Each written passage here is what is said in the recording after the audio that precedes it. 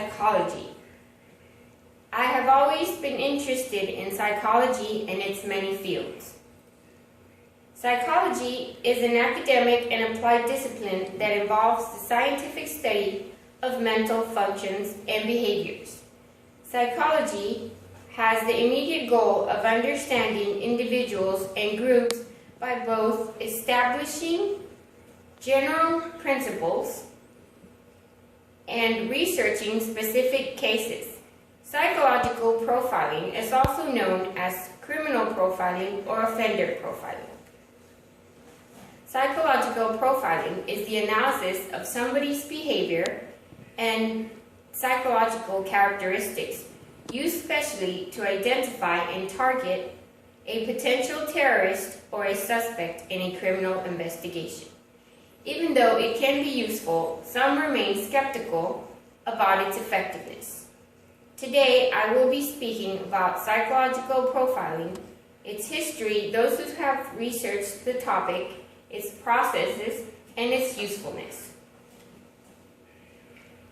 The origins of psychological profiling can be traced back to the early Middle Ages, with the inquisitors trying to profile heretics.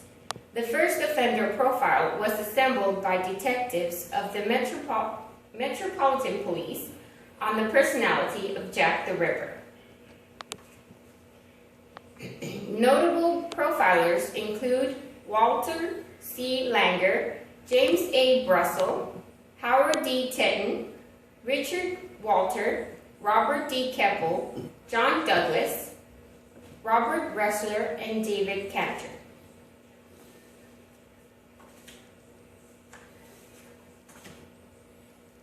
Cesare Lombroso was an Italian physician who is generally thought of as the first criminologist. He studied 383 Italian prisoners and compared information on race, age, sex, physical characteristics, education, and geographic region. He reasoned that criminal behaviors could be understood and predicted.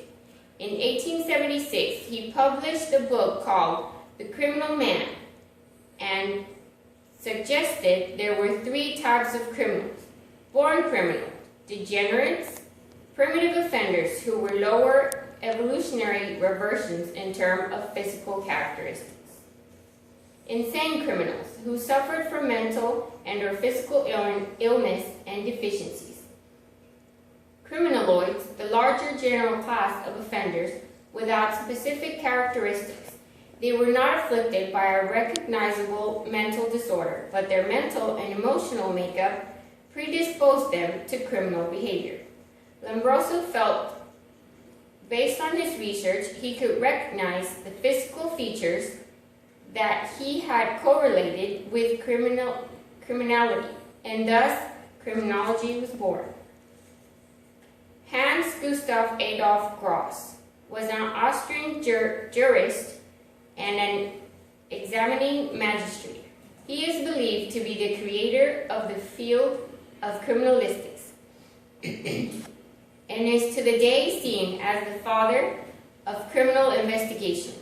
The release of his book, Handbook for Coroners, Police Officials, and Military Policemen in 1893, is marked as the birth of the field of criminalistics. The work combined in one system fields of knowledge that had not been previously integrated, such as psychology and science, and which could be successfully used against crime. Gross adopted some fields to the needs of criminal investigation, such as crime scene photography. In 1912, he founded Institute of Criminalistics. Howard D. Tetton was a veteran police officer who joined the FBI in 1962.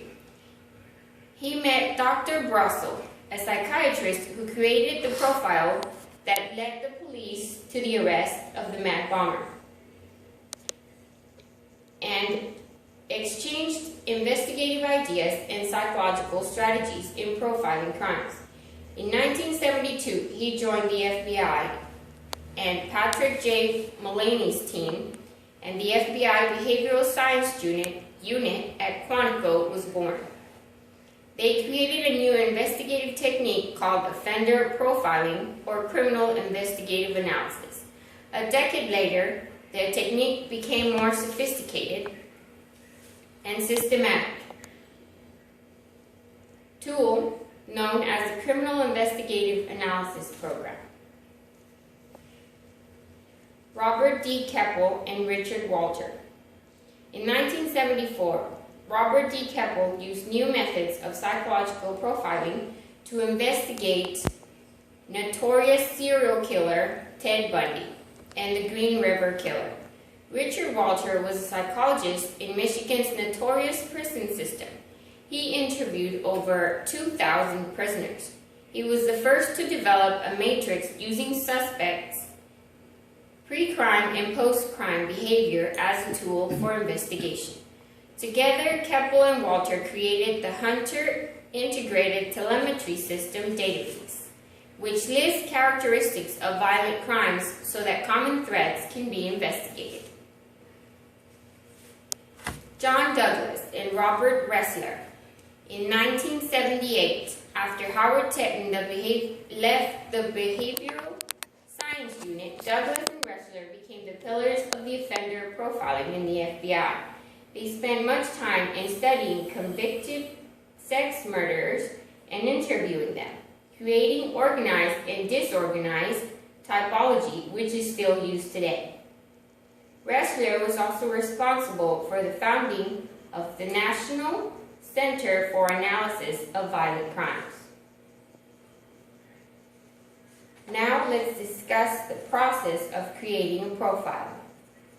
There is a lot of evidence that is considered in psychological profiling.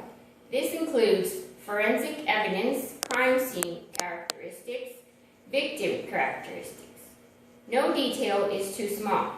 The first step is to gather all the information about the crime. The next step is to answer relevant questions with the evidence. Some questions include: where did the crime take place? How violent was the crime? What type of risk did the criminal take? What was the primary motive for the crime? Patterns can start to form as these questions are answered. Using this information, an assessment of the crime is made. The personality of the criminal is determined by answering questions about his behavior at 4 phases. First, antecedent, the fantasies and plans he had before the crime. Method and manner, the way he committed the crime. Body disposal, whether the body remained or was removed from the crime scene. Post-offense behavior, his actions after the crime was committed. Finally, a criminal profile is created using all the information. This profile describes the most likely suspects that committed the crime. Some of the information found in the profile includes age, race, sex, psychological characteristics, religious beliefs, and intelligence.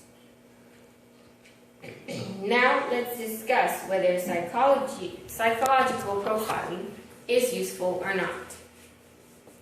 There are those who support psychological profiling and those who are against it. Like any other scientific method, it has its flaws. There are major problems with psychological profiling that have been identified. Incorrect information from profiling can lead to false positives or false negatives. Some psychologists question the basic presumption that can lead to false positives or false negatives. Some psychologists question the basic presumption that can draw conclusions about a person from a single instance of behavior under such special circumstances. Profiling techniques have raised a host of ethical, legal, and other issues, including privacy, equality, due process, security, and liability. Privacy is one of the principal issues raised.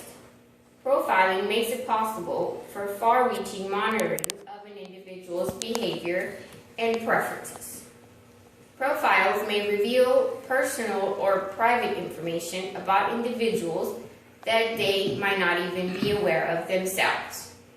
Some would say that the cons outweigh the pros, but I believe that psychological profiling is very useful. Valuable time can be saved by narrowing down the possible suspects. The information gained from profiling may indicate behavior patterns. This can be used to predict where the criminal lives or where any future crimes may be committed. Today, I have presented to you what psychological profiling is, a little bit of its history, as well as a few interesting facts. I hope that this has given you a better idea about what psychological profiling is and of its usefulness. Like any other topic, it has its supporters and its critics.